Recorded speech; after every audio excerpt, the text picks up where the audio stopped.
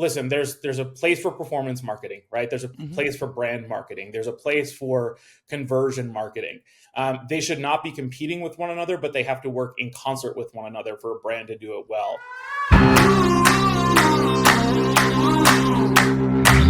Hey everybody, welcome back to another episode of Radical Content. I don't know why I did these big hands like I'm a YouTuber, but I did. My name is Eric. Super excited for today's podcast. We've been trying to have it for a while. I'm going to blame myself more than Lou and moving my schedule around and making some mistakes, but we finally got it, Lou. You're on Radical Content. So pumped to have you, man. We made it. Yeah, it's a pleasure to be here. Thanks for joining me. Thanks for dealing with all the schedule fun on both sides, but excited to do this, man. Dude, so we've got a chance to meet and become fast friends over the past year. We've known a lot of the same people for many, many years, but you've got such an awesome story. So for those of you who don't know Lou, he's done some amazing jobs. We've got some similarities, and we'll talk about the old broadcast life that we both had, mine in radio, you in TV at some point. But from NBC Universal, covering news, doing a lot of news, spent a big time at Hilton. If you ever see anything that was done at Hilton when it comes to content, this was the guy that really built that and built it a great team. And then did some amazing stuff at Home Depot we're going to talk about today.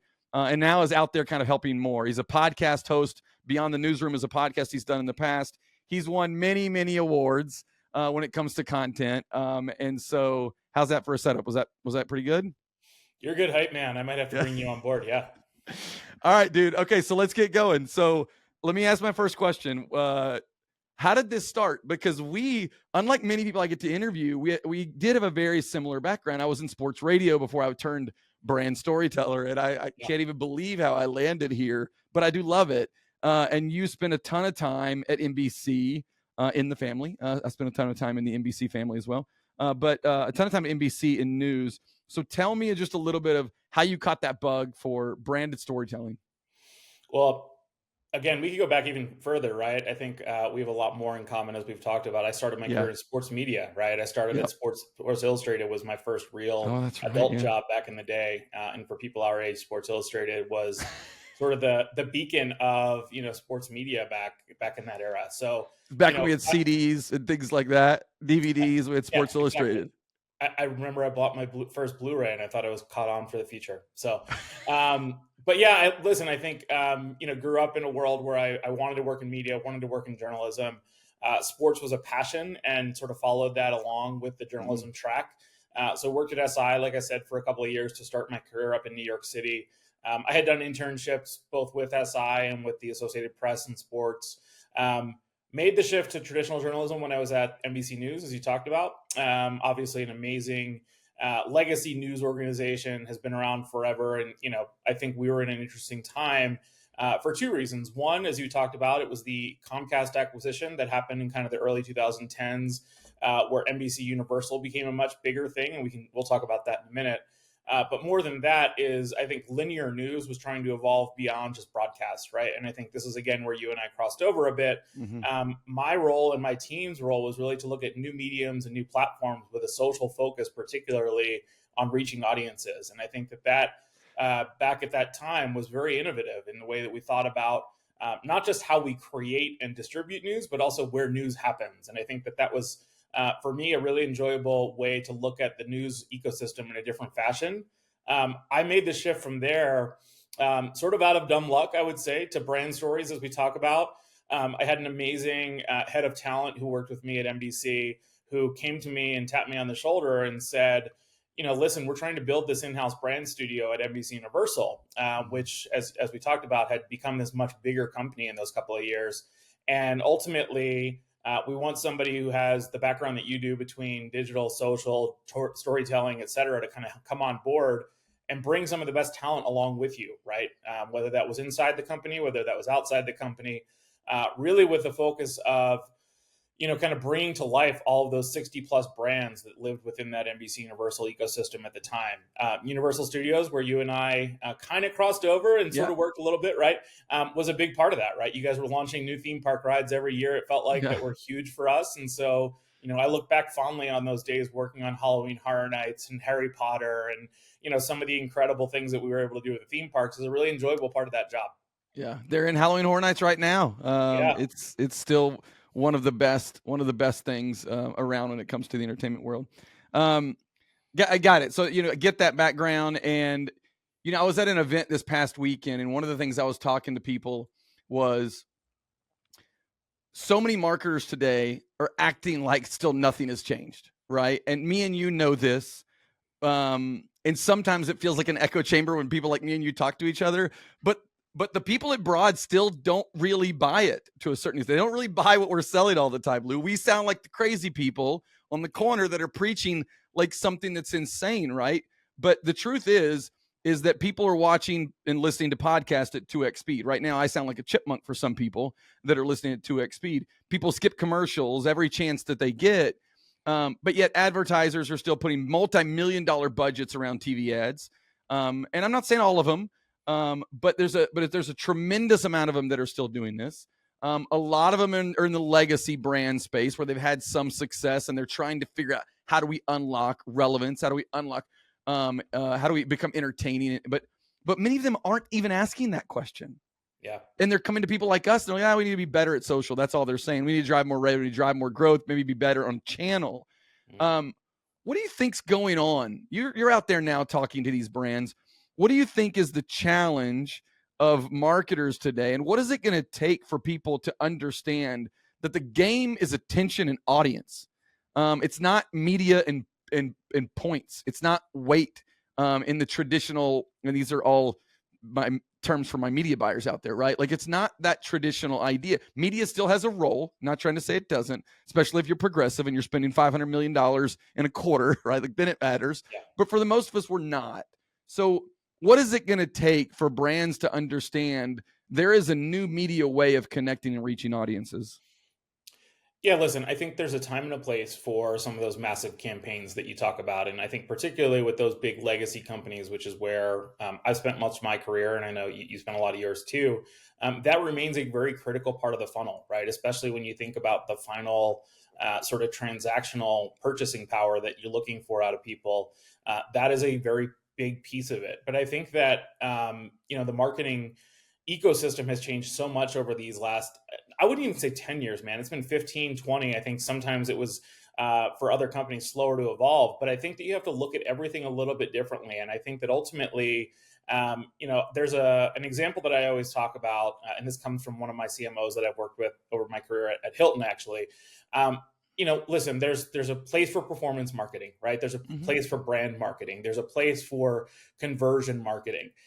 They should not be competing with one another, but they have to work in concert with one another for a brand to do it well.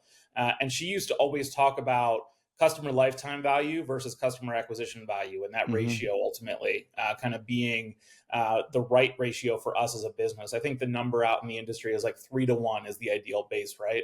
But ultimately, I think a lot of companies over-index on that customer acquisition value every quarter, right? They look for you to go and buy something, whatever it is, the newest spring deal, the newest summer deal, the newest fall deal, the newest Christmas deal. And I think that looking at that short-term gain to hit numbers in a quarterly, sort of revenue cycle is really important, but it forgets the brand part. And that's where I think you and I, if we talked about the importance ultimately of building a connection with a consumer beyond just the transaction. And I think that's where ultimately there still remains a challenge for a lot of these companies who are being judged quarterly based on results, right? I think it's a revenue game at the end of the day. We're in a weird kind of cycle right now when it comes to budgets and income that's coming in. And so I think you have to show results every quarter. Brand by nature is not something that shows results every quarter. And I think social as well, it's a little bit of a longer lead sometimes. You're able to draw some conclusions from it and pull metrics, which we can talk about. But I think that for a lot of the folks who are in some of those higher positions, especially that we talk about, they're being forced every quarter to show those results. And it's harder for them to do that in those nonlinear campaigns, unfortunately, than what we do and what we talk about here. Totally. So just one more step back into the old days of news, because one of the things that I've said many times, both on this podcast and with other people, is that when I left radio and went into marketing, I didn't really feel like my job changed that much. My job in radio was to make sure people were connected from 3 to 6 every day. They were entertained, they were compelled, they learned something, they had some fun. And so tomorrow they're going to turn on the radio station and they're going to listen to us again. And I've oftentimes said that's what marketers should be doing. What are the things that you stole from those media days? And it's different. Like, it's different. That world is different. But there's tons of learnings, I feel like. It's why when people are building out corporate communications teams today, they're like, can I hire a journalist? Can I hire someone that's worked in news? It's because there's a different thing when it comes to an editorial mindset. So what are the things that you took from that time and tried to ingest into any marketing or communications organization you were ever in that maybe they didn't fully get, but they were interested in? Yeah, I mean, I love your radio background. First time, long time listener here, First Eric. time, long But time. I Yes. think I'm going to hang up and listen. There's a lot of skills. I mean, this is where, particularly the podcast that I've created with my colleague Diana, Beyond the Newsroom, which you talked about, it really focuses on these skills, right? Because I think that one of the hardest things when you leave journalism is recognizing how those skills are going to translate.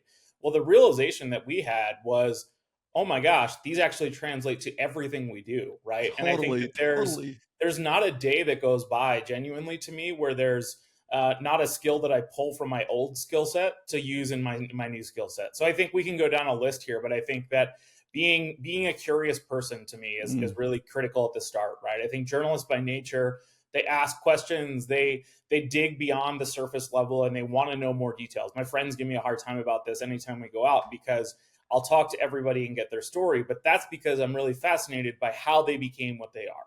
So I think beyond curiosity, then, there's asking those important questions. I think that being able to work in big teams, small teams, being able to kind of do a little bit of everything, that sort of, ultimate like pocket knife skill, if you will, is something that you learn in journalism. Sometimes you're a one-man band. Sometimes you're part of a big scrappy. production. Yeah, dude, totally. people in media and production, like, they are super scrappy and they can wear a ton of hats. You're right. Yeah, and so I think, listen, I've worked on projects where I've got a crew of 25, and I've worked on projects where I've got a crew of 3, right? And I'm very comfortable in both of those scenarios, and there's a time and a place for both of those. I think the third one I'll mention, and we can go, again, I'm not going to take 25 minutes to go through these, but I think that story arc is always really critical to me too. And I think that it's where, to me, I saw an opportunity on the brand side, if I'm being honest, because I think that if you think about film, if you think about many forms of creative media, they follow a very creative narrative arc, right? There's a protagonist, there's a conflict, and there's a solution at the end in some regards, right? And I think looking at those 3 acts of stories, it really does translate to brands too. And I think ultimately, what we tried to do in all the companies that I've been in and the folks that I talked to today, it's not to tell a story as if we're a brand. It's to tell a story as if we're just a creative storyteller. And ultimately, if the brand comes through the right way, that means we did our job right. It's not about overselling.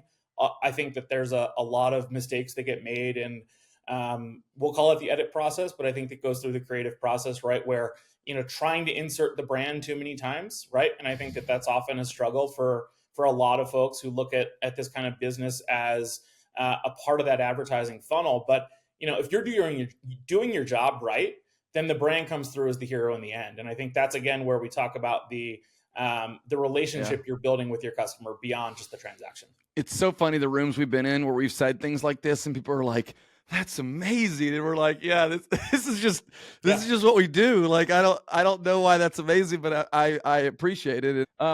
But yeah, I mean, I've literally said those kind of similar words. It's like, how can Universal be the backdrop for this story?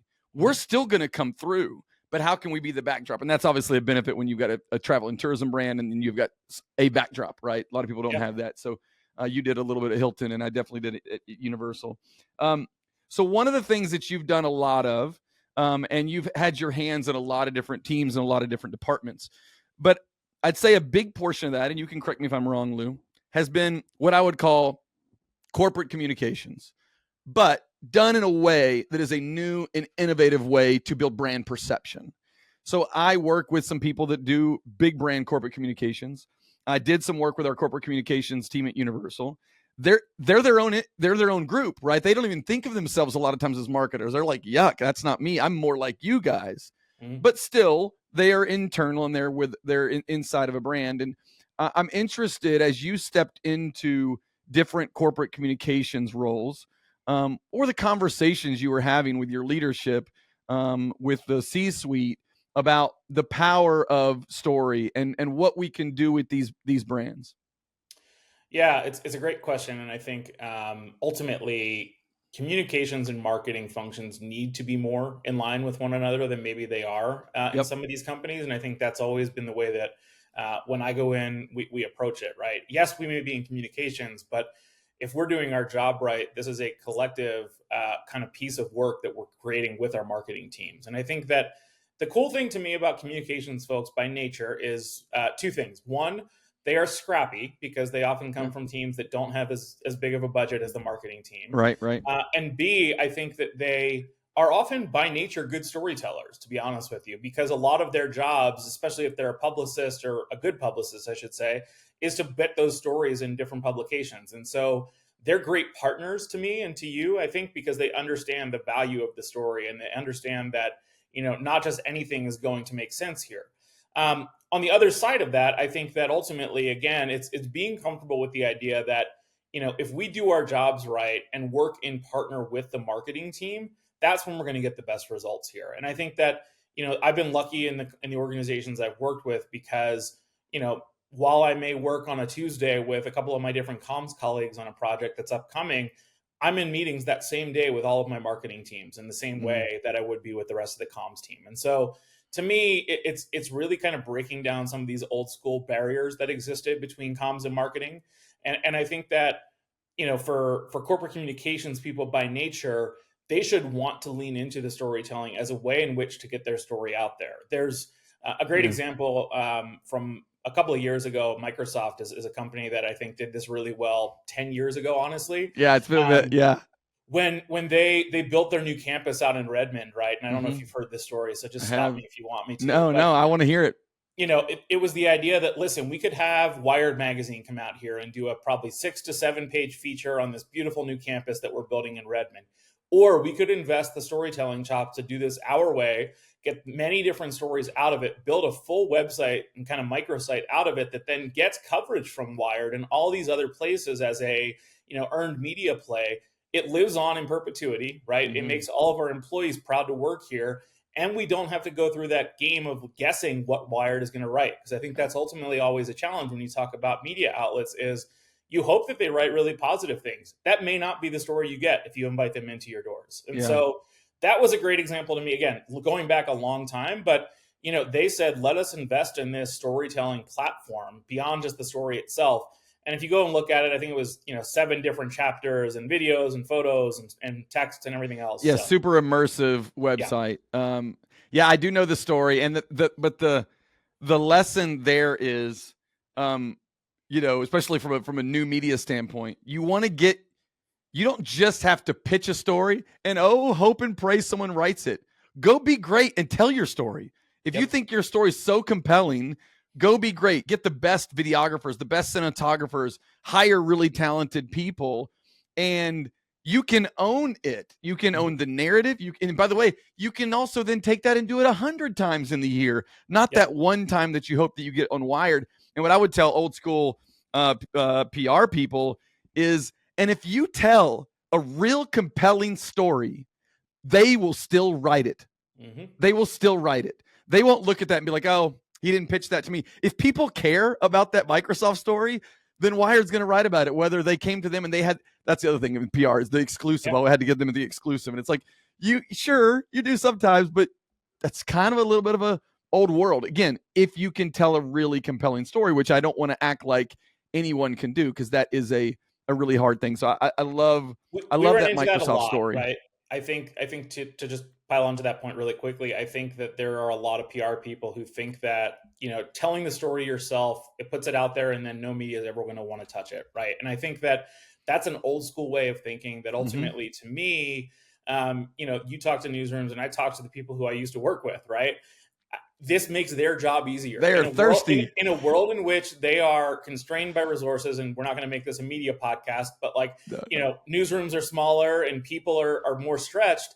They're looking for any help they can get, and you Yeah. as a brand, if you can give them a bunch of assets, a bunch of really great Yeah. stuff that already helps them tell that story, you're making their job easier. And at the end of the day, that's building the relationship. So Yeah. again, I think it's thinking a little more new school than old school in that PR. Yeah. So I want to keep going here. I was going to save this question till later, but I feel like we're picking on PR teams, so I figure why don't we just keep doing it? I'm kidding. I love all my PR people. But there is something to be said about people have hired people from TV, people have hired people from news, and they're having a new problem as well. And you know what that new problem is, Lou? These people only know how to tell stories like they used to. They lock off camera on sticks, they put on the lower third, and they all look like news packages, while the world is looking at videos that are vertical, and every time there's a pause, a slight hesitation, there's AI tools to cut those things out and clip this stuff together.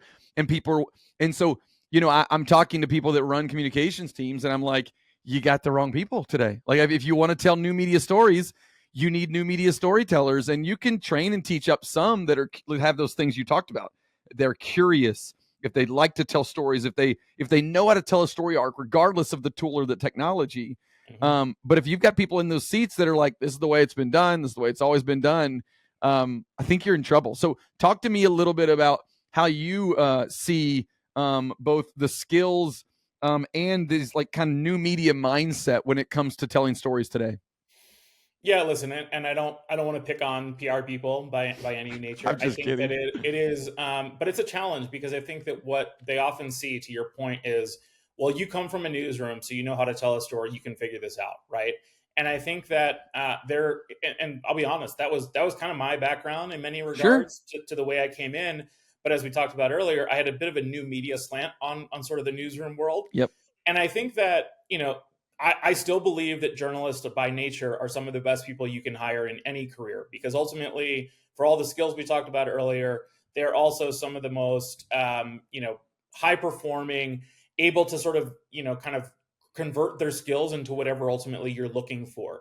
But that requires some coaching sometimes. And I think that ultimately, that's where a lot of these companies that hire straight out of newsrooms, they look for somebody to come in and sort of know what the brand world is already looking for. And if they didn't come from that new media mindset that we talk about, it's a challenge. So I think that, to me, it's kind of building the right teams in-house. It's more than just one person. I always like to tell people, unfortunately, I know that it's easier to just hire one person, but you need to build a small team sometimes. And I'm not talking huge, right? I think by the time I left my role at Hilton, we had a team of about 5 from the one that I had started with. But they were very, very much unique. Can you tell us what those 5 were? Just the roles? Yeah, so we had 2 writers, right? Both of them had come from journalism, writing backgrounds. One at travel and leisure, the other one had come from a traditional kind of TV news and writing background.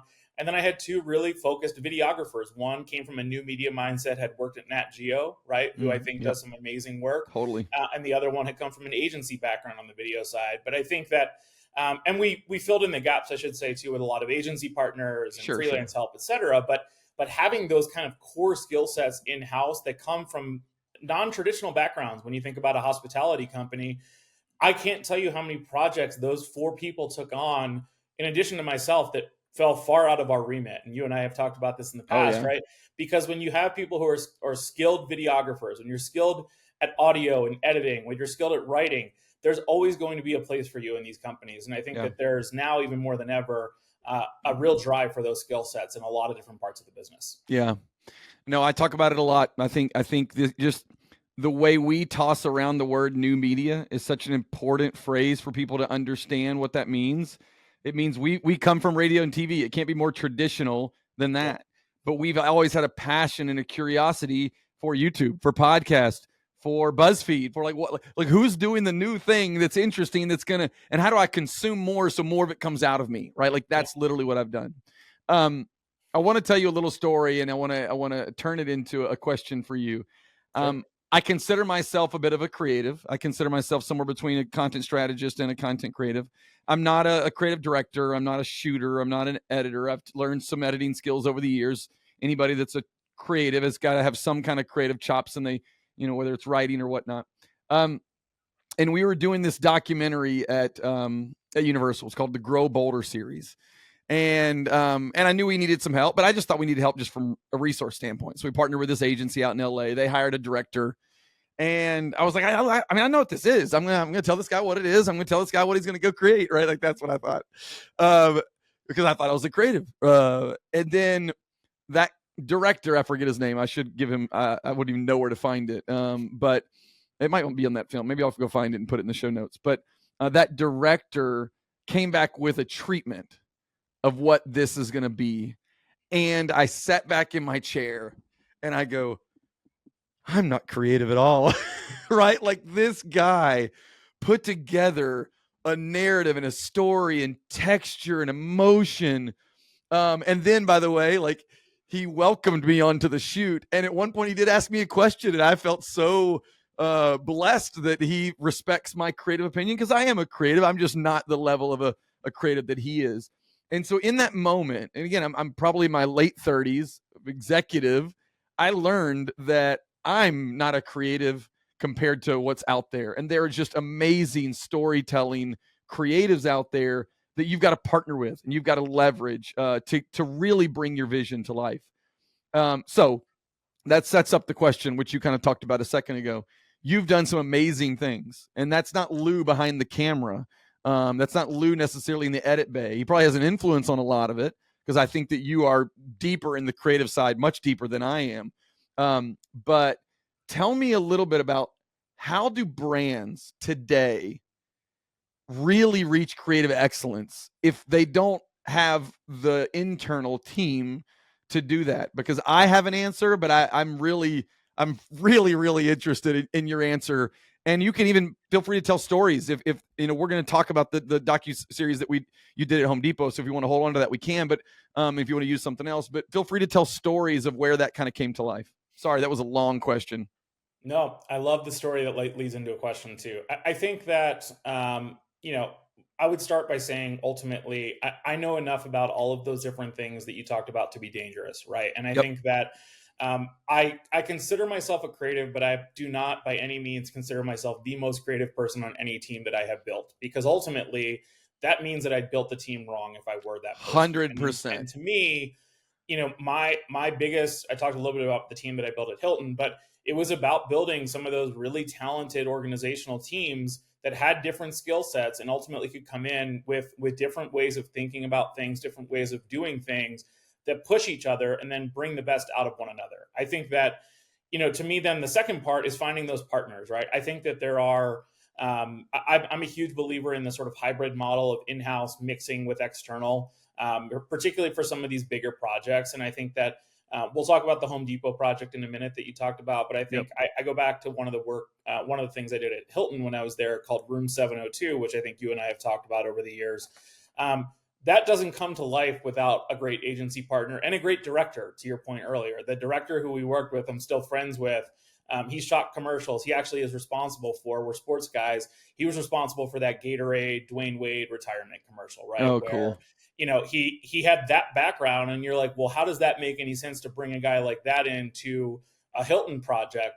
And I said, you know what? This guy has a really creative mindset. And to your point about treatments and visuals and things like that, he's got the narrative arc piece of this figured out, because he knows how to hit all the right beats that we're looking for to get people interested in the story before they even know this is a Hilton story, right? And I think that that's a really critical part of this. And so to me, I think, you know, it's a couple of things as you talked about. I think that, you know, it's being okay with not being the smartest person in the room. I think that as an executive, I've never really wanted to be the smartest person in the room. I think I view myself very much as a conduit to all the creatives that are on my team, because I think some of them, and they would probably tell you the same thing if you talk to any of them, they don't want to be in a lot of those boardrooms. They don't want to be in a lot of those C-suite meetings. That's not their comfort space, right? They're looking to spend their day in the edit bay, in the audio room, on set, behind a camera.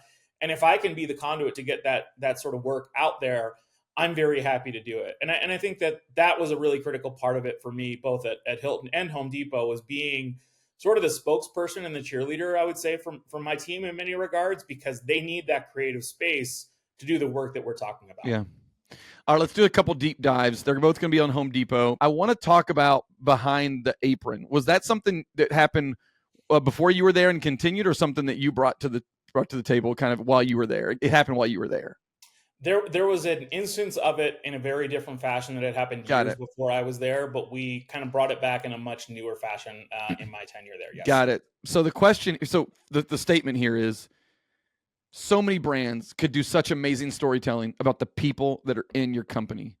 And you guys did it at such an amazing and beautiful level. So tell me a little bit about Behind the Apron, Yeah. how it came to be, what the goal of it was, and just kind of what your overall vibe was as you guys kind of to scale that series a bit. Yeah. So to your point, I think a lot of companies fail to look internally at some of the best stories that they might have sometimes. And I think that we were really lucky. We had 500,000 people that work at a Home Depot in Canada, US, Mexico. They are the conduits to the brand that we talked about earlier. I Mm-hmm. think they are the people that you and I, when we go into the store, I'm not probably the DIY level that you are, but they're the people that we deal with. And I think the brand comes to life through those individuals. And so, as we talked about, how do we show up as a brand? Not just in the different seasons and different things that we're trying to sell product wise, but ultimately as a brand that people want to continue to believe in for all the reasons that you talked about. There's a lot of consumer sentiment that we track around positive reactions to those customer interactions. And so Sure. for us, we really wanted to focus on some of these heroes, as we called them, bringing that culture, that vision to life every single day. And so Behind the Apron really started as a project to kind of shine a light more internally than externally, to be honest with you, because I think this is another part of the conversation when we talk corporate communications and the employee retention and employee positive kind of reaction piece. These things are critical for you to get those employee bases engaged. So it actually started very much as like a let's keep our employees really happy by Sure. showing them some of their great colleagues. What that led to then as well was a very large commercial campaign, because ultimately the stories were so great. And these are stories of people doing their jobs so well that sell products awesome, that why don't we bring this to life and show how this comes to life on the other side of the funnel? Yeah. I would love to say this is like super innovative and like taking credit for all this stuff, but like, Yeah. But customer sometimes it's stories. not. Sometimes No, it's like the thing that's you're looking for, the thing that's the most creative. And sometimes the story to tell is the thing that's right in front of your face, but you need to do it in a really compelling way. And that's what I tell people all the time. It's like, what's the story that's right underneath your nose? I'll say that sometimes when we leave a brainstorm. It's like, what's the thing we didn't think of that yep, we should just do, that we're not doing, right?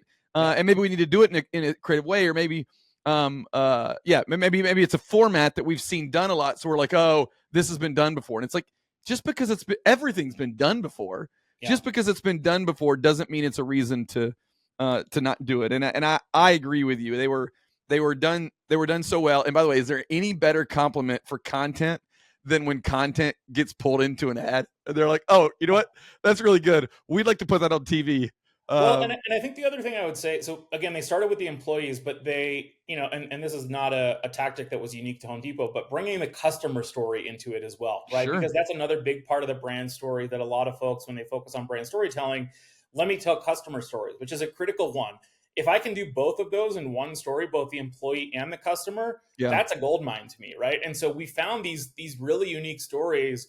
We did a campaign last holiday that ended up turning into that large commercial campaign that we talked about, with three individuals, very different backgrounds, but one of them had, kind of helped a customer with a particular problem that they had. And that was sort of the crux of the story.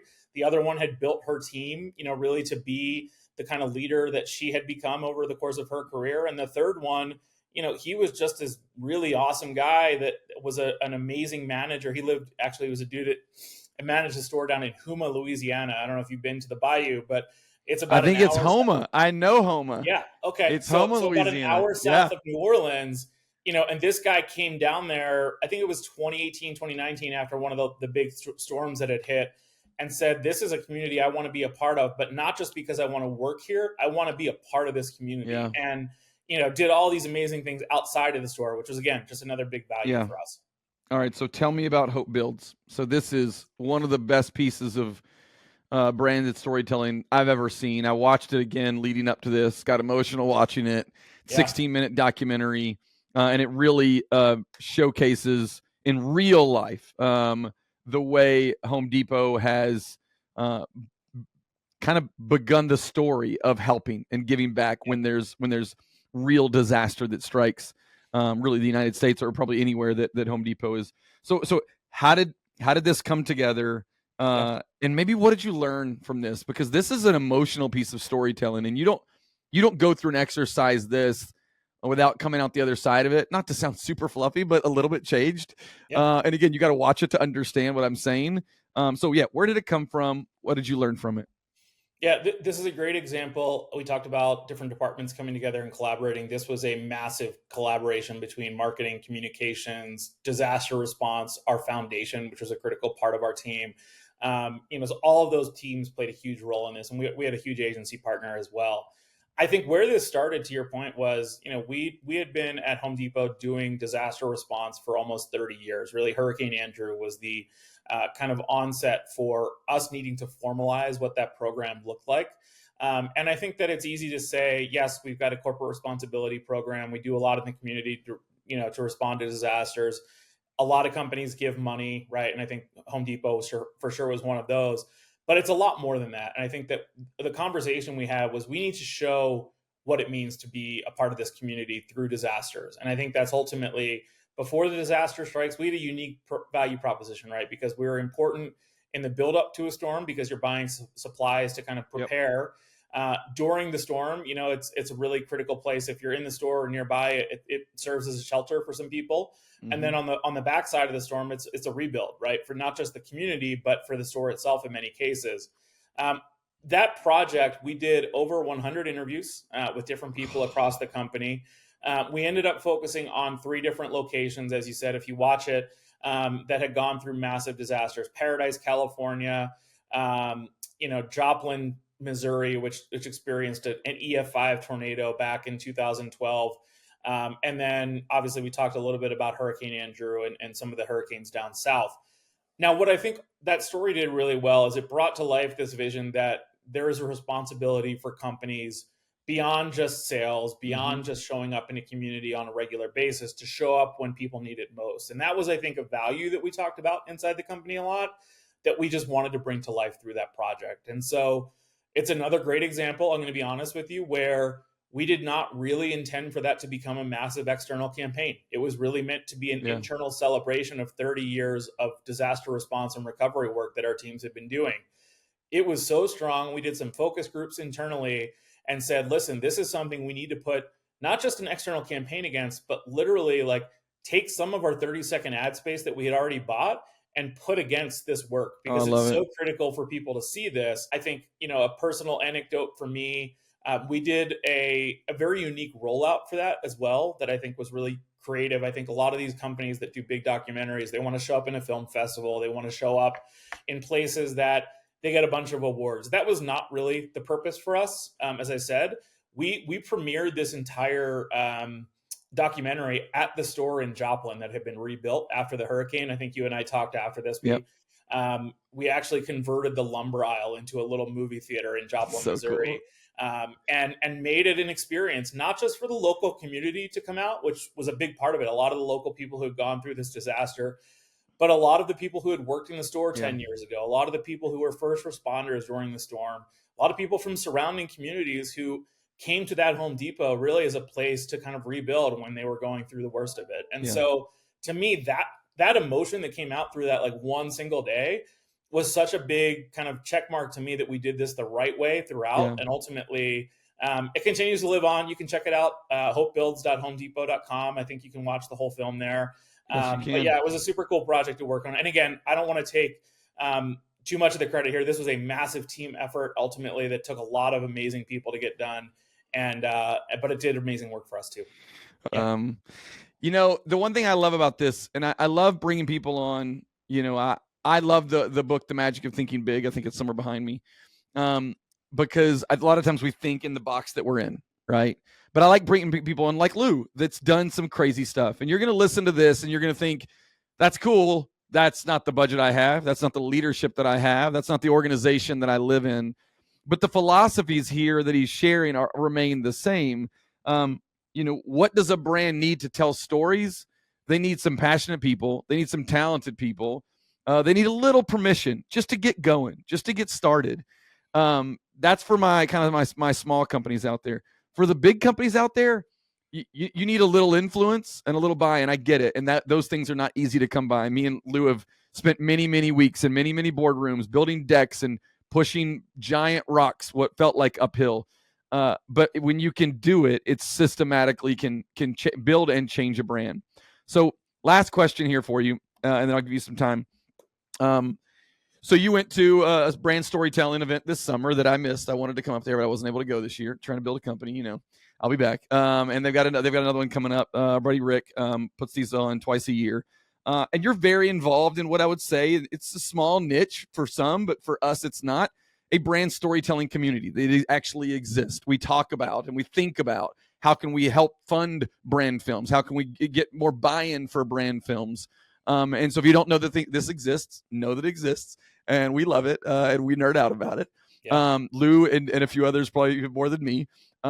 But what did you learn from this year's, and maybe what are the things people need to think about if they were wanting to try to unlock some real kind of true native brand storytelling strategies in the future? Yeah, I think, thank you for the opportunity. That was a really great statement from you beforehand too. I think a lot of companies can learn from listening to people like you in these sort of scenarios. I think brand storytelling, listen, I am not a big conference person. I think you and I have probably talked about this in the past too. And so for me to be a big supporter of I'm going to call it a conference, it's more of an unconference than an actual conference, is a big deal. I think Rick Parkhill, who you talked about, has built this community with a bunch of other leaders. And what I love most about it, to be honest with you, is it's a collective of people much like us. There are a lot of people who come from brand backgrounds, a lot of people who are in brands still as creative leaders. And then you bring together that group with production partners, a little bit of agency mix, some directors, as we talked about earlier. And you get this really interesting mix of conversation ultimately that to me is talking about not just how do we tell brand stories, but how do we drive this industry forward? And I think that ultimately, we talk about brand films. I think brand films still remain a bit of a mystery to most people that you talk to. And when we talk about brand films, we're talking about brand funded entertainment, things that ultimately they may show up on Netflix or Amazon or Apple, and they're created by a brand, right? And ultimately, a lot of people may not even realize that because it's such good content that ultimately the streamers were so happy to get it. I think that that's an example to me of where brand storytelling done right can have a massive impact. And so, I think the takeaways from this summer, I think it's a great event. They do it twice a year, as you talked about. Second part of the time is built around the Sundance Film Festival out here in Utah in January, which, Eric, I'm going to drag you out to this year. I'll do it. Throw you on a snowboard too. I got to get on a snowboard anyway, so let's do it.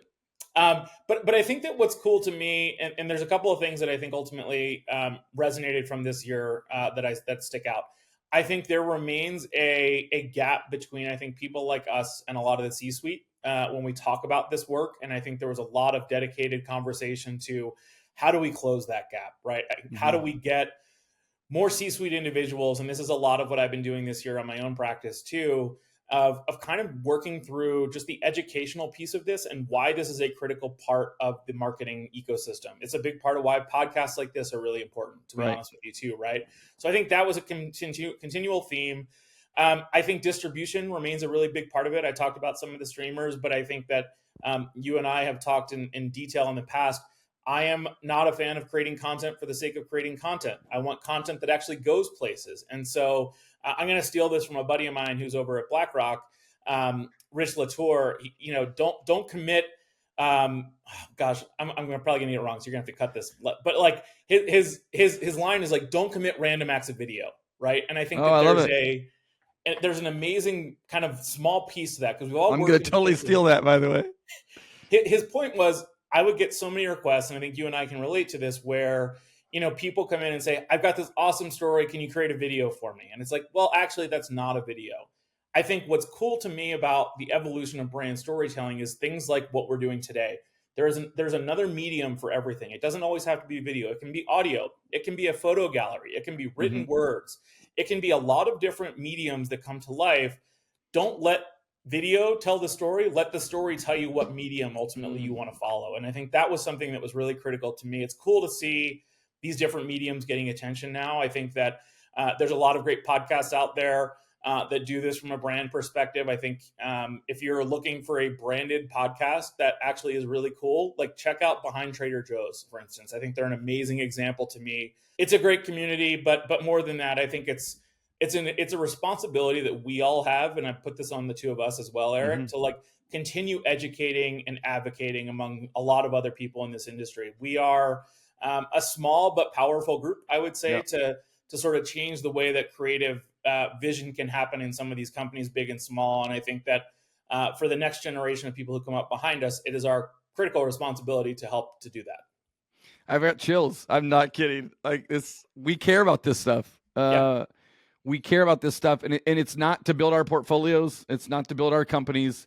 It's because we were put on this world to create content people enjoy. That's what me and Lou are here for. Whether we're behind the camera or executive producing, that's what we are here to do. And that's why we're doing this podcast, is because I believe there's other people out there. And so, dude, it's been so much fun. So I know you already, if you're listening right now, you know Lou is the smartest person in the world. And if you ever wanted to talk to Lou or meet with Lou or work with Lou, like he's out there helping people. So Lou, how could people get in touch with you if they wanted to?